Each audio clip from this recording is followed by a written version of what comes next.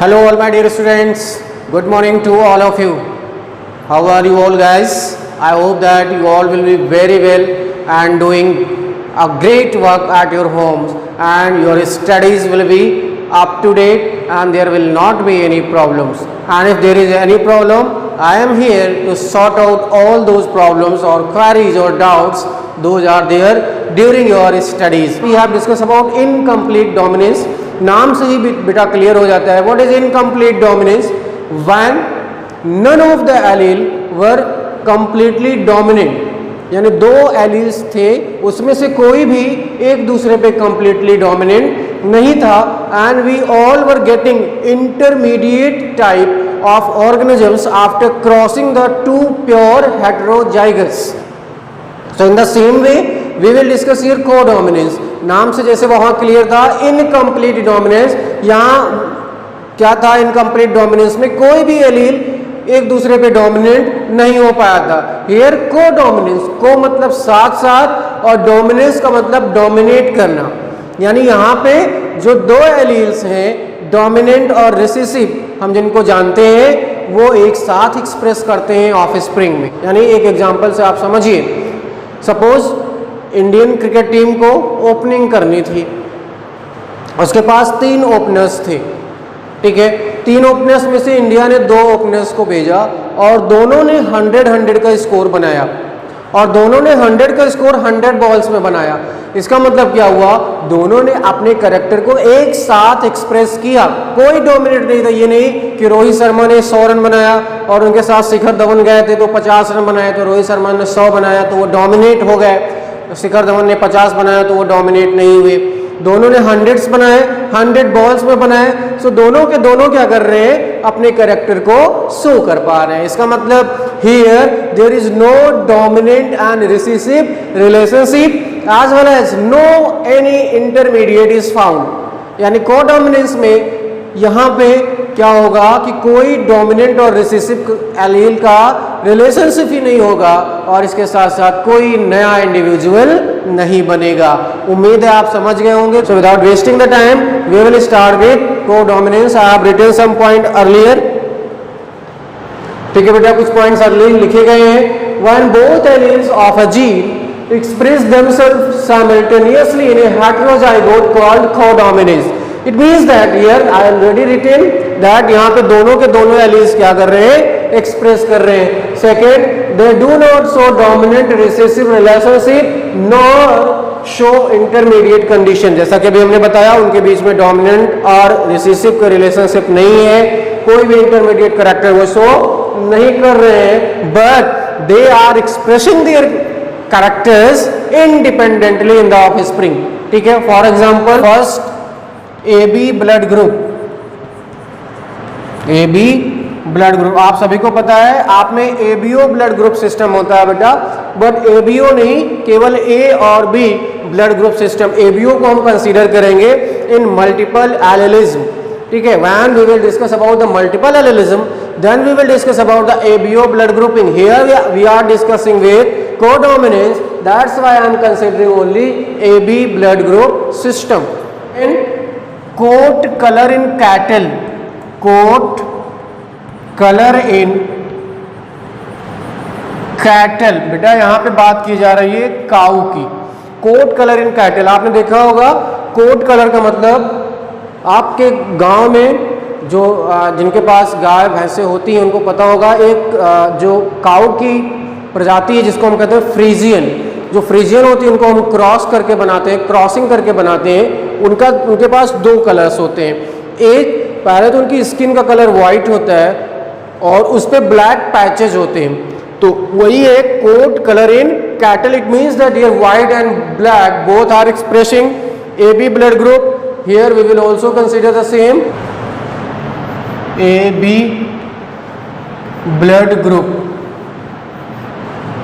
AB blood group. थोड़ा सा आपको जनरल इंट्रोडक्शन दे देते हैं. Blood group, 3 blood groups, those are A, B, 3 blood groups, those are A, B and O.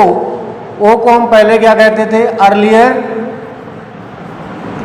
earlier it was known as C, were discovered by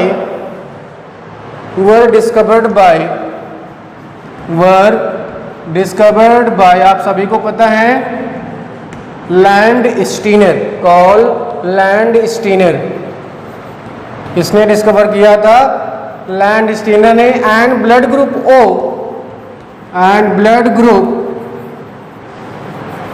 O is discovered by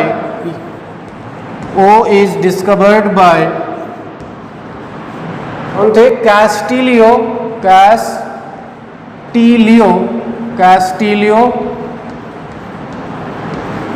स्टर्ल, किसने किया था? कैस्टिलियो स्टर्ल ने। तो ये तो एक जनरल सा इंट्रोडक्शन था जो कि आपके सिलेबस का पार्ट नहीं है। तो 3 blood group, those were A and B। Earlier हम O को क्या कहते थे? C। ये किसने डिस्कवर किया था? लैंड स्टीनर ने। और बाद में O को किसने डिस्कवर किया? कैस्टिलियो स्टर्ल ने किया। दूसरा बेस्ड ऑन, ये किस पे बेसिस थे इनका? बेस्ड ऑन प्रेजेंस और absence of two surface antigen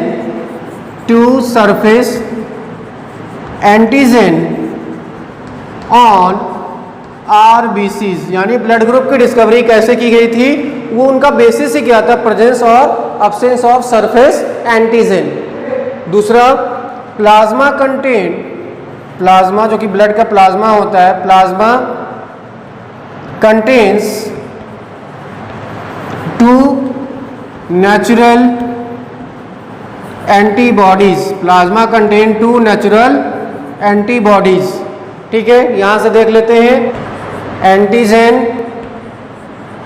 on RBCs।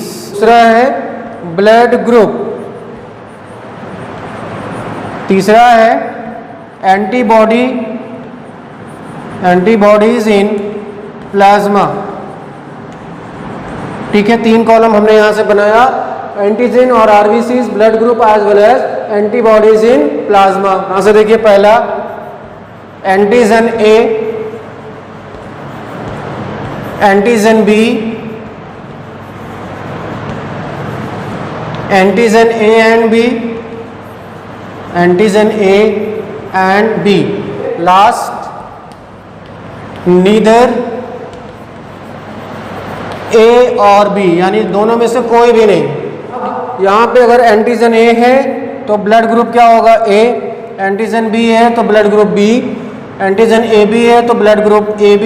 और यहाँ पे अगर कुछ भी नहीं है तो ब्लड ग्रुप O। ठीक है, इसी वजह से AB को हम क्या कहते हैं? Universal acceptor. और O को क्या कहते हैं? Universal donor. अब अगर ये कंडीशन है तो सरफेस एंटीजन के अगेंस्ट एंटीबॉडीज होंगी आपके प्लाज्मा में। क्यों होती हैं? आपने देखा होगा कि कभी भी ब्लड ट्रांसफ्यूजन से पहले हम ब्लड ग्रुप चेक करते हैं। अगर हमारा ब्लड ग्रुप B पॉजिटिव है, या मान के चलते हमारा ब्लड ग्रुप B है, तो हमको केवल B ब्लड ग्रुप का ही ब्लड हमको सूट करेगा। क्यों? क्योंकि अगर हम किसी और का अगर चढ़ा लेंगे, चाहे वो A का होगा, तो उसके अगेंस्ट हमारे बॉडी में क्या है? एंटीबॉडीज है। तो जैसे ही वो आएगा वो हमको नुकसान कर जाएगा। ठीक है, यानी जो एंटीजन होते हैं उसकी उल्टी क्या होती है? एंटीबॉडीज। कैसे देखते हैं? यहां से देखिए, यहां पे क्या होगा? एंटीबॉडी। अगर एंटीजन A है तो इसका उल्टा कौन होगा? B। ठीक है, यहाँ पे B है तो यहाँ पे क्या होगा? Antibody A। ठीक है, अगर ब्लड ग्रुप AB है तो नो एंटीबॉडी, कोई भी एंटीबॉडी नहीं होती है यहाँ पे। इसी वजह से हम इसको क्या कहते हैं? Universal acceptor. ठीक है, यहाँ पे क्या होगा? Both A and B। O में क्या होता है? Both A and B। इस वजह से O को केवल हम, जो O ब्लड ग्रुप वाले हैं उनको केवल O ब्लड ग्रुप ही दे सकते हैं, A या B या AB नहीं दे सकते, क्योंकि इनके पास सभी एंटीबॉडीज होती हैं। तो ये तो एक जनरल इंट्रोडक्शन था बेटा, अभी ये आपका कोडोमिनेंस स्टार्ट नहीं हुआ है। अब यहाँ से हम देखते हैं कैसे आपका कोडोमिनेंस होता है। ये तो एक इंट्रोडक्टरी पार्ट था बेटा, अभी ये रियल कोडोमिनेंस नहीं है। अब कोडोमिनेंस हम आपको यहाँ से बताने जा रहे हैं। सो बेटा, up till now we have discussed about the various blood group, but those were not a part of NCERT and not part of your board, those were the part of your competitive examination. इस वजह से मैंने बताया उसको। अब यहाँ से हम AB ब्लड ग्रुप सिस्टम को देखते हैं। तो यहाँ से देखिए blood group is decided bye, blood group is decided by gene आई, यानी कैपिटल आई जो होती है वो ब्लड ग्रुप को डिसाइड करती है। ठीक है, blood group is decided by gene I by 3 alleles, by 3 alleles. वो 3 एलील कौन कौन से हैं? First IA, IA, second IA, IB, third I0 और it can be also written as simple I. ठीक है, ये 3 एलील्स होते हैं जो क्या करते हैं? ब्लड ग्रुप को डिसाइड करते हैं। अगर ये वाली पॉसिबिलिटी है, यानी अगर RBC है ये, तो इसके सरफेस पे कौन सा एंटीजन होगा? A। कौन सा एंटीजन है? A। और इसके अगेंस्ट कौन सी एंटीबॉडी होगी? एंटीबॉडी कौन सी होगी बेटा? B। ठीक है, अगर ये वाली कंडीशन है तो RBC पे कौन होगा? दोनों होंगे, A और B। यानी एंटीजन कौन कौन से हैं? A और B। और एंटीबॉडी क्या है? No antibody. ठीक है, वो रिसेसिव है, यहाँ पे कोई भी क्या होता है? एंटीजन नहीं होता है। अब ध्यान देने वाली बात क्या है, इसमें से जो आप देख रहे हैं ये एंटीजन A और एंटीजन B एक साथ क्या कर रहे हैं? ऑफ स्प्रिंग में जा रहे हैं। ठीक है, तो इसी को हम बेस मान के यहाँ से डिसाइड करेंगे। यहाँ से देखिए ये क्या है? Here both A and B are expressing and dominant, both are expressing and dominant, hence represents co-dominance। कैसे? देखो A और B एक साथ है कि नहीं? तो को हो गए, और एक साथ है और डोमिनेट भी है तो डोमिनेंट। यानी A और B जो ब्लड ग्रुप है ये क्या कर रहा है? को डोमिनेंस को शो कर रहा है। कैसे? यहाँ से देखिए, मान के चलते हैं ये आपकी क्या थी? ये थी RBCs। यहाँ पे कौन है? Surface antigen A। यहाँ पे क्या है? Surface antigen B। तो अगर ये वाली कंडीशन है तो ब्लड ग्रुप क्या होगा? ब्लड ग्रुप क्या होगा बेटा? AB। देखिए A और B दो सरफेस एंटीजन थे कहाँ? RBC पे, तो ब्लड ग्रुप क्या हो गया? AB हो गया। क्यों हो गया? बिकॉज ऑफ को डोमिनेंस। को डोमिनेंस कैसे हुई? Because both A and B are expressed, both A and B are expressed। देखिए भाई यहाँ से A और B दोनों ने क्या किया? अपना एक्सप्रेशन दिया। तो ये तो था पहला एग्जांपल AB ब्लड ग्रुप का। कंफ्यूज मत होइएगा, ABO की बात नहीं हो रही है। तो बेटा next, coat colour in cattle. Coat color in cattle is also a classical example of codominance. How? Here there is capital B, that is for black, small b, that is for white. All these combination are in the P generation, and all these are also pure and homozygous. Condition क्या है? ये black, ये white, ये क्या है? P generation में है और प्योर के साथ साथ होमोजाइगस है। I am just talking about the coat colour of cattle, यानी कैटल की स्किन का जो कलर है। ठीक है बेटा, गैमेट्स क्या बनेंगे? Capital B. यहाँ पे गैमेट्स क्या बनेंगे? Small B. All these are the gametes. Let's make the Punnett square.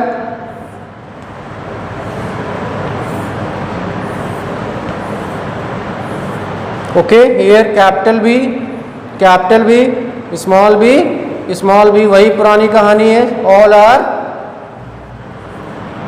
hybrid all are hybrid. अगर यहाँ पे मेंडल का जेनेटिक्स या मेंडेलियन जेनेटिक्स को हम फॉलो करते तो सभी क्या होते, ब्लैक वाले होते। According to Mendel all will be black, but here capital B represents black and small B represent white.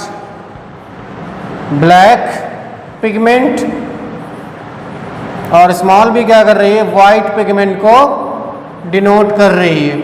It means that, इसका मतलब क्या हुआ, it means that both the colors will appear and cow will be, or we can write cattle will have white skin coat with black patches,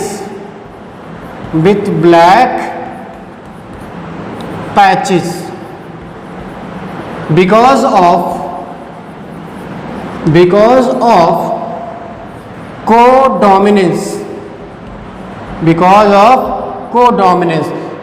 ये क्या था, capital B pure, small B pure. ये क्या था, homozygous, ये भी था homozygous. ये ब्लैक था, ये वाइट था, इनके बीच में क्रॉस किया गया। F1 जनरेशन में सभी क्या मिले, हाइब्रिड मिले। And according to Mendelian law of inheritance what should be the situation क्या होती, ये सभी के सभी क्या होते, हाइब्रिड और क्या होते, ब्लैक। बट ये क्या है, ब्लैक नहीं है। दूसरा, अगर इनकम्प्लीट डोमिनेंस होता, इनके और इनके बीच में क्रॉस कराते तो हमको कोई तीसरा मिल जाता, intermediate. Yes, all my dear students, you can see here a classical example of codominance. A cow is shown in front of you, and here you can observe that both the colors, those were white and black, were appeared in the offspring। यानी skin का colour क्या है, white है और उसके ऊपर black patches हैं। So this is the classical example of codominance. Now what are the three possible situation, dominance क्या होती है, इनकम्प्लीट डोमिनेंस क्या होती है और कोडोमिनेंस क्या होती है, एक साथ हम देखते हैं। In the last we will discuss about different types of dominant relationship between the gene or we can write between the alleles। यानी एलील्स के बीच में क्या क्या डोमिनेंट रिलेशनशिप होता है। ठीक है, दो कॉलम बना लीजिए, dominance relationship.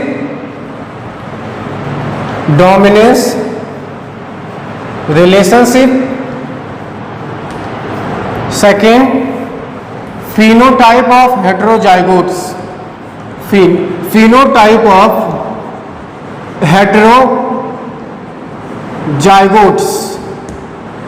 Let's consider the first, complete dominance।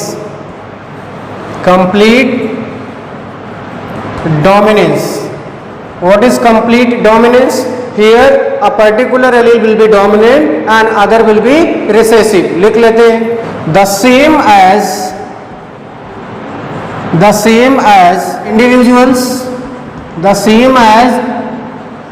individuals homozygous for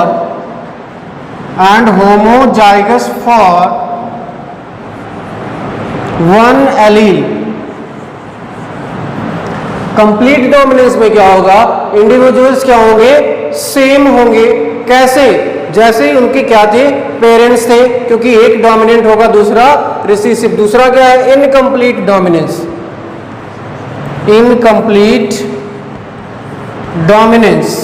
यहाँ पे क्या होता है, intermediate type.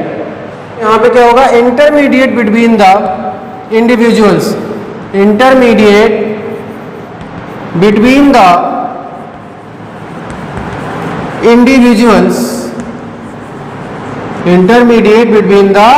individuals। Third, codominance.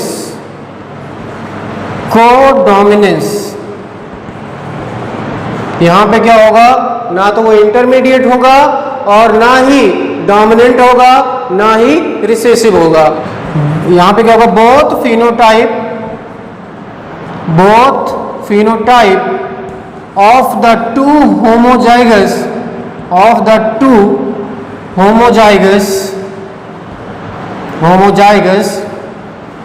will express, यहाँ पे जो भी क्या थे फिनोटाइप थे वो एक्सप्रेस कर रहे हैं। अगले टॉपिक में हम लोग डिस्कस करेंगे मल्टीपल एलेलिज्म के बारे में। So this was all about for today's video. I hope that you will able to understood all these concepts in very clear cut manner and there will not be any doubt. But if there is any doubt, you can leave in your comment box. Surely I will reply there, and also like the video, subscribe the channel as well as share with your friends. So that is all about for today. Thanks for watching the video. Have a nice day. Keep smiling. Jai Hind.